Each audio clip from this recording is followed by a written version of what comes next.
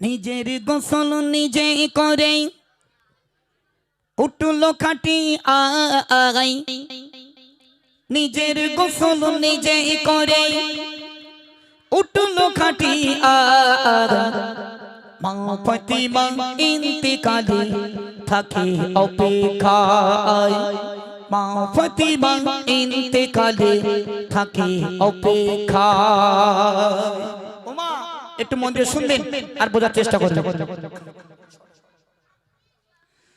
নিজের গোসল নিজে করে উঠলো খাটি আর, নিজের গোসল নিজে করে উঠলো খাটি আর। মা ফাতিমা ইন্তিকালে থাকে অপেক্ষায়, মা ফাতিমা ইন্তিকালে থাকে অপেক্ষায়। নিজের গোসল ও নিজের গোসল নিজে করে উঠলো খাটি আর, নিজের গোসল নিজে করে উঠলো খাটি আর। মা ফাতিমা ইন্তিকালে থাকে অপেক্ষায়, মা ফাতিমা ইন্তিকালে থাকে অপেক্ষায়। মোর নবীজির ইন্তিকালে মা ফাতিমা কাঁদে, কেঁদো না গো ও ফাতিমা, দেখা হবে 6 মাস পরে। দিলাম কথা দেব দেখা, থাকবো অপেক্ষায়। দিলাম কথা দেব দেখা, থাকবো অপেক্ষায়। মা ফাতিমা ইন্তিকালে থাকে অপেক্ষায়, মা ফাতিমা ইন্তিকালে থাকে অপেক্ষায়।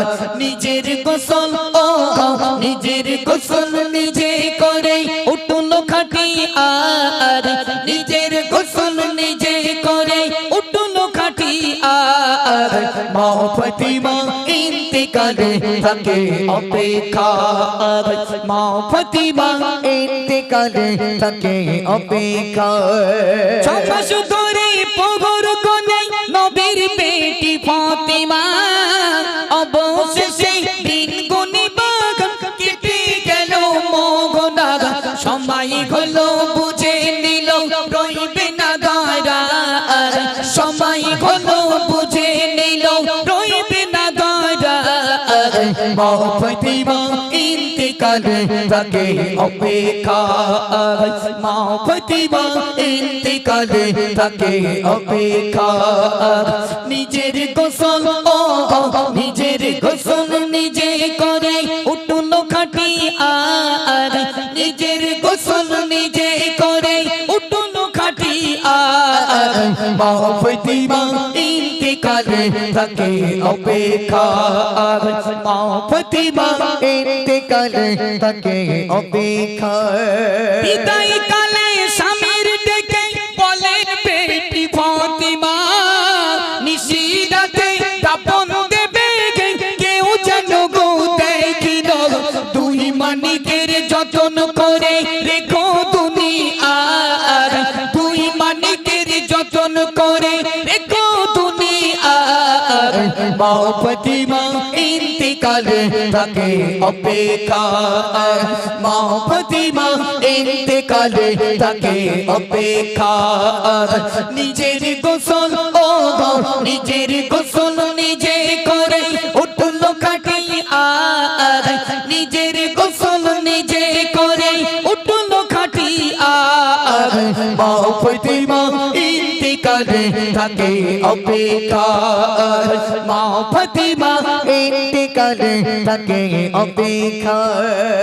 মা ফাতিমার কবর যখন দিতে সবাই গেছিল, কবর তখন আওয়াজ দিয়ে বলিতে যে লাগিল, কে নবীর বেটি ফাতিমা আমি কবর চিনি না, কে নবীর বেটি ফাতিমা আমি কবর চিনি না।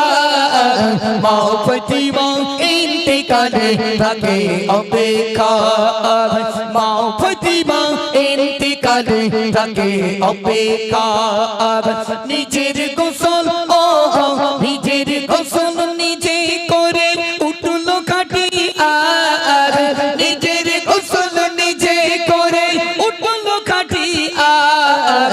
মা ফাতিমা ইন্তিকালে ইন্তেকালে থাকে অপেক্ষা মা ফাতিমা ইন্তেকালে থাকে অপেক্ষা কি জানে কার মরণ হবে এই দুনিয়ার মাঝে মা ফাতিমার মতো সাজা জীবন প্রতি কাজে কবি মাননের রেখো ইমান মরণের সময় কবি মতিউর রেখো ইমান মরণের সময় মা ফাতিমা ইন্তেকালে থাকে অপেক্ষা মা ফাতিমা ইন্তেকালে থাকে অপেক্ষা ও বাপ চোখ দিয়ে টপ টপ করে পানি পড়বে মায়েরা একটু মন দিয়ে শুনুন মা ফাতিমা যেদিন ইন্তেকাল করবে স্বামীকে ডাক দিয়ে বললেন ও আমার প্রাণের স্বামী হযরতে আলী শোনো আমি ফাতেমা ইন্তেকাল করব আমার আব্বাজান দয়ান নবী বলে গেছে ও বেটি ফাতিমা তুমি দিন গুনতে থাকো মাস গুনতে থাকো আমি নবী মারা যাব 1 মাস 2 মাস 3 মাস 4 মাস 5 মাস 6 মাস হয়ে যাবে একদিনও কম নয় একদিনও বেশি নয় ও বেটি ফাতেমা যেই 6 মাস হয়ে যাবে তুমিও ইন্তেকাল করবে 6 মাস হয়ে গেল জান্নাতের রানী মা ফাতেমা স্বামীকে ডাক দিয়ে বললেন ও আমার প্রাণের স্বামী আমি ফাতেমা যখন ইন্তেকাল করব আমার দাফন কাফনের ব্যবস্থাটা রাতের অন্ধকারে করবে আমি ফাতেমা দেখতে কালো ছিলাম না দেখতে মোটা ছিলাম না দেখতে পরিষ্কার ছিলাম কেউ যেন বুঝতে না পারে ফাতেমাকে যখন কবরস্থ করতে নিয়ে যাওয়া হলো বাপেরা আপনাদের গিন্নিগুলো এখনই পর্যন্ত টাইম আছে সোজা করতে হবে আমাদের গিন্নিগুলোকে সোজা করতে হবে কেউ রেহাই পাবো না কবরস্থ করতে যাওয়া হলো কবরকে প্রশ্ন করা হলো ও কবর কাকে রাখছি জানো তোমার বুকে তোমার ভিতরে কাকে রাখছি জানো নবীর বেটি ফাতেমা নবী নন্দিনী ইমাম হাসান হোসেনের আম্মা জান শেরে খোদা হযরতে আলীর স্ত্রী শাফায়াতের কান্ডারি নবী করিম সাল্লাল্লাহু আলাইহি ওয়াসাল্লামের বেটি জান্নাতি রানী মা ফাতেমা সেদিন কবর কথা বলতে লাগলো আমার আল্লাহ কবরের জবানকে খুলে দিল কবর বলতে লাগলো কে নবীর বেটি ফাতেমা কে জান্নাতি রানী আমি কবর দেখতে চাই না আমার এখানে দুটো জিনিস লাগবে আমল আর ঈমান এই দুটো যার ভিতরে পাবো আমি কবর তার সঙ্গে ঠিকঠাক ব্যবহার করব আর নইলে আমি কবর হাঁপানে বাড়ি দেব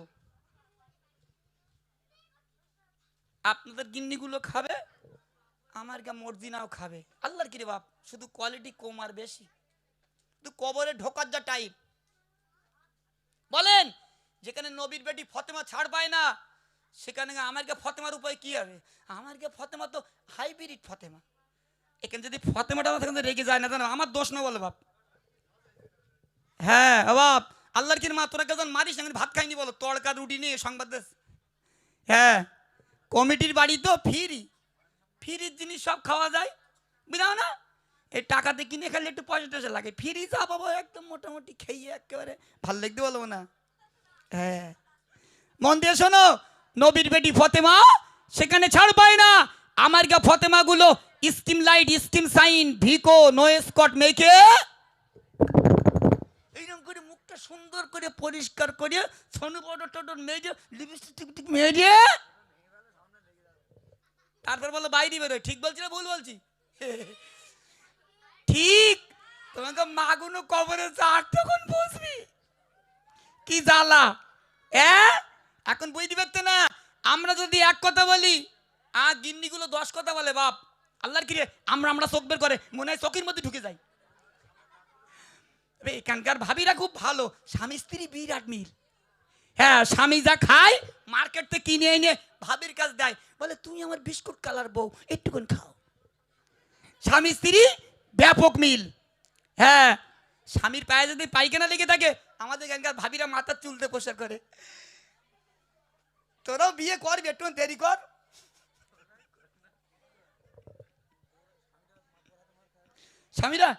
স্বামীরা তো বোর স্বামীগুলো কিছু কিছু ভাবি আছে দাঁড় জাল স্বামী ধরি মারে আল্লাহর কি যে মার খায় সেই জানে আর যে মারে সেই জানে আমার মারবে কেন তোর বলে কান পাটি দে হট করে চড় মার তোর না তোমার গায়ে ওই যে গোস্ত- তোমার বউ তোমার মারে? তা বলেছে আবার তোমার গায়ে গোস্ত নেই তাই বলেছে যে এত মারটা রে।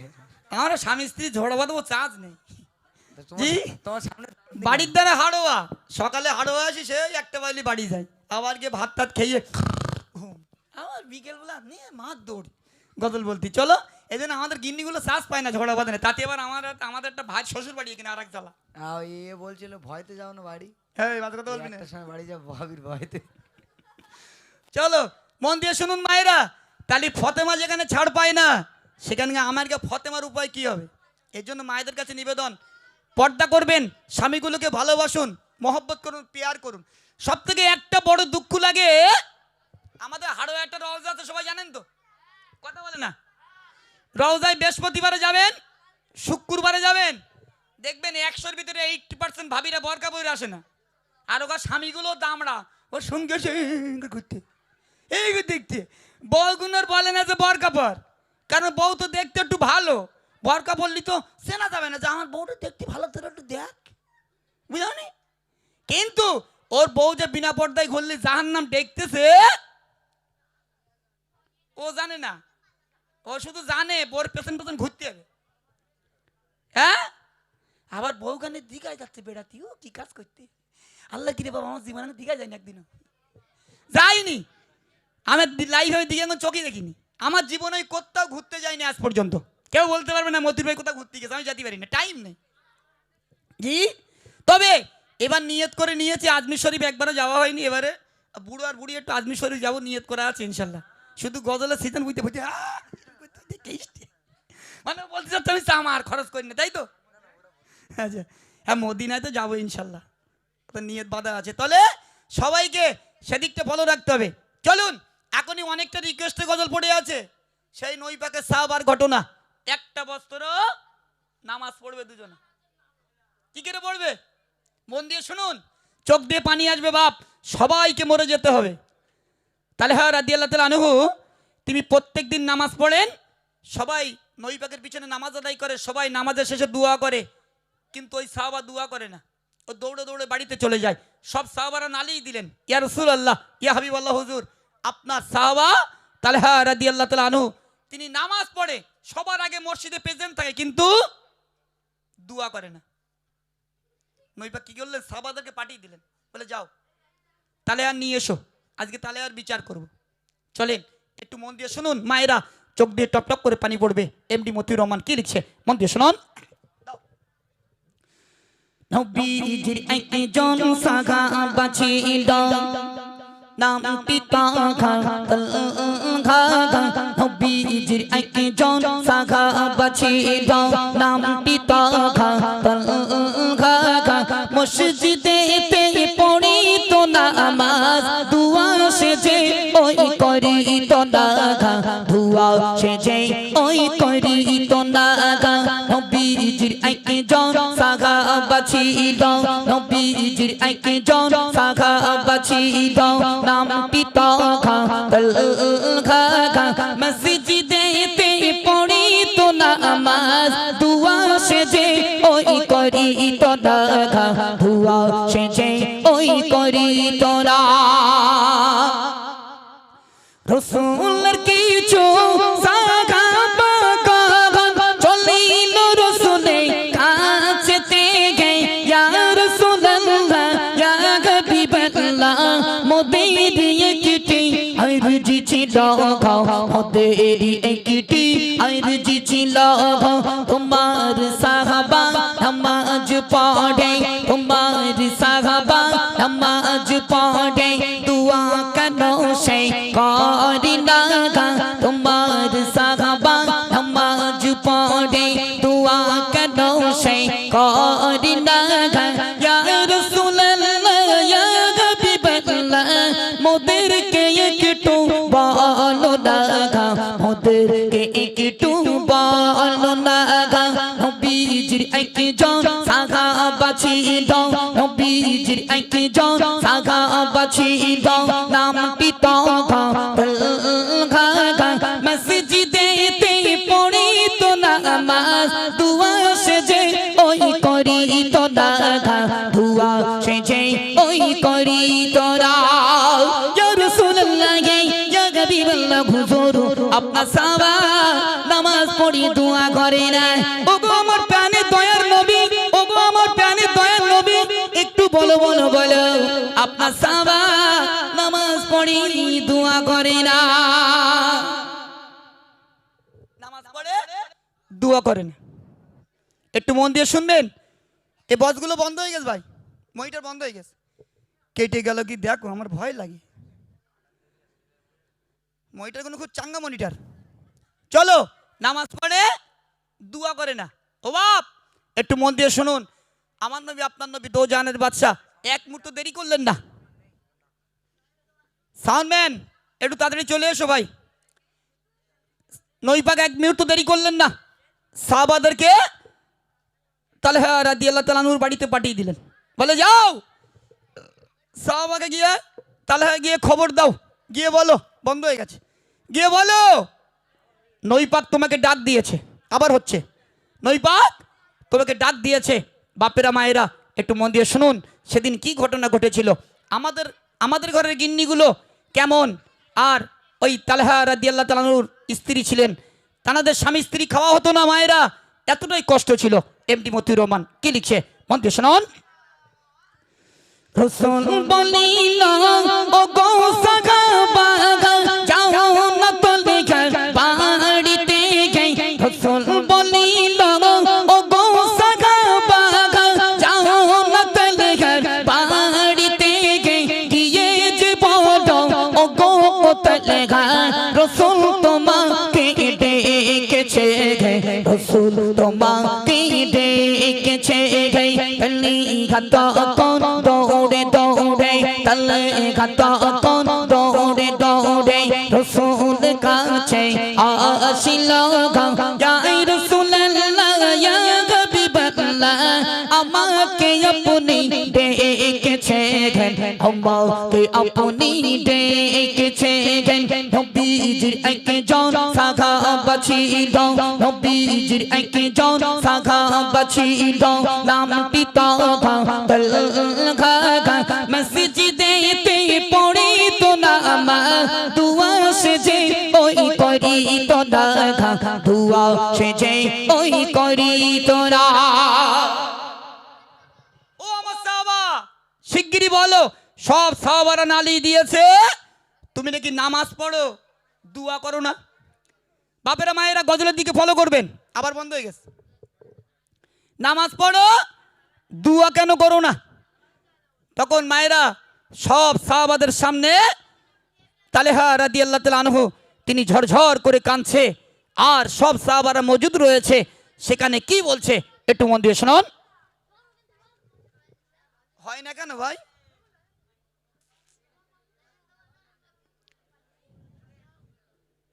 হ্যালো, হচ্ছে না,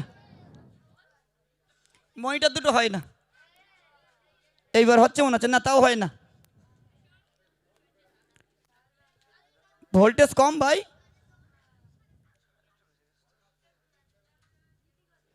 ভোল্টেজ মনে হচ্ছে কমে যাচ্ছে, দেখো টানতে পারে না। মানা একটু মন খুলে। আবার হচ্ছে, একটু উচ্চ কণ্ঠে তাকবীর দাও, না রে তাকবীর। একটু লজেন দেবো জোরে দে না, না রে তাকবীর। হ্যাঁ, একটু ভোল্টেজ দাও। চলো মায়েরা, এবার তালহা রাদিয়াল্লাহু তাআলা আনহু সাহাবাদের সামনে এবং দয়ার নবীর সম্মুখে কাঁদছে, আর কি বলছে মন দিয়ে শুনুন।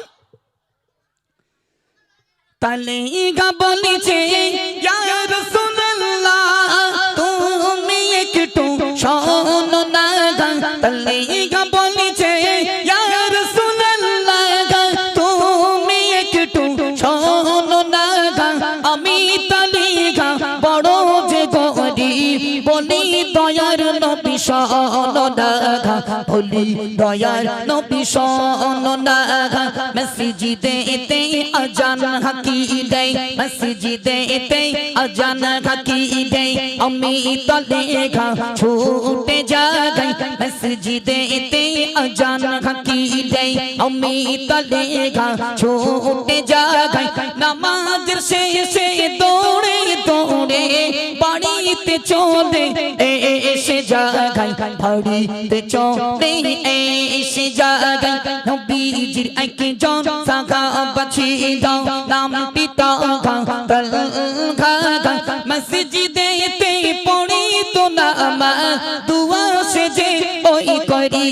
না ধুয়া সেজে ওই করি তোরা মসজিদেতে আজান গাইলে গে আমি তলে হাজির হই নামাজ শেষে দৌড়ে দৌড়ে বাড়িতে এসে হাজির হই বাড়িতে এসে হাজির হই ও গো আমারি দয়ার নবী সাহাবা বলছে ও গো আমারি দয়ার নবী স্বামী স্ত্রী বড় অবাগম ও গো আমারি দয়ার নবী স্বামী স্ত্রী বড় অবাগম একটি কাপড় পরিধান করে দুজনে নামাজ আদায় করি গে দুজনে নামাজ আদায় করি গে নবীজির একজন সাহাবা ছিল নামটি তালহা মসজিদেতে পড়ি তো নামাজ দুয়া সেজে ওই করি তো দাদা দুয়া সেজে ওই করি তোরা ইয়া রাসূলুল্লাহ ইয়া হাবিবাল্লাহ হুজুর আপনার সাহাবা আমি বড় গরীব আমরা স্বামী স্ত্রী খাওয়া হয় না স্বামী স্ত্রী খাওয়া হয় না আমার স্ত্রীটা উলঙ্গ হয়ে একটা গর্তের ভিতরে বসে থাকে আমি স্ত্রী কাপড় কানা নিয়ে দৌড়ে দৌড়ে দৌড়ে মসজিদের নামাজ পড়তে যাই ওগো আমার দয়ার নবী বেয়াদবি নেবেন না সাহাবারা নামাজ শেষে দুয়ায় হাজির হয়ে যায় আমি তালেহা নামাজ পড়ি দোয়া করি না দৌড়ে দৌড়ে দৌড়ে দৌড়ে বাড়িতে চলে আসি কাপড় কানা খুলে রেখে আমি আবার গর্তের ভিতরে